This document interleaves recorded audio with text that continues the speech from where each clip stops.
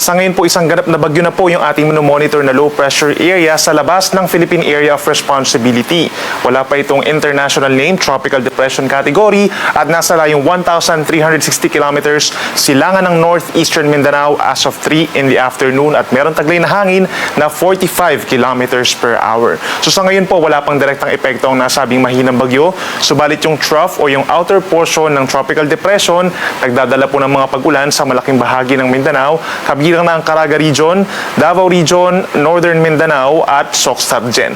Habang yung tinatawag naman natin na southwesterly wind flow o yung hangin po, galing dito sa may kanluran, magdadala rin ng mataas sa tsansa ng ulan overnight dito po sa may lalawigan ng Palawan, ganyan sa may Zamboanga Peninsula at Bangsamoro Region. Habang natitirang bahagi po ng Luzon, including Metro Manila, ganyan din ang malaking bahagi ng Visayas, asahan naman yung bahagyang maulap at minsan maulap na kalangitan simula po ngayong hapon hanggang bukas ng madaling araw. At may aasahan din po mga localized na mga pag-ulan at mga thunderstorms na wala pong kinalaman sa tropical depression. Usually nagtatagal lamang po ito ng 1 hanggang 2 oras. Samantala po, base sa unang track or unang official track po ng Pag-asa, inaasahang kikilos generally pahilagang kanluran ang bagyo sa mga susunod po na araw. Base sa latest track po ng Pag-asa, posible itong pumasok pagsapit po ng Thursday ng hapon or gabi. At sa pagpasok po nito, papangalanan natin ito na Domeng or yung magiging pang-apat na bagyo for 2026 at pangalawa naman for the month of May.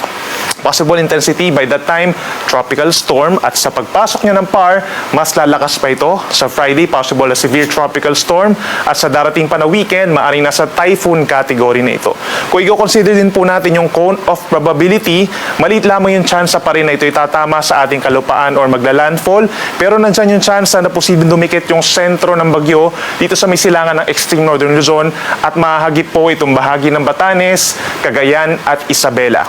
Hindi po natin naalis yung chance na magkakaroon dyan ng wind signal number 1 at yung mga pag-ulan na minsan ay malalakas dahil dun sa outer cloud band po ng bagyo pagsapit ng Sabado at Linggo. So lagi po tayo mag-monitor para sa changes regarding po sa track nitong bagyong tatawagin po natin na Domeng.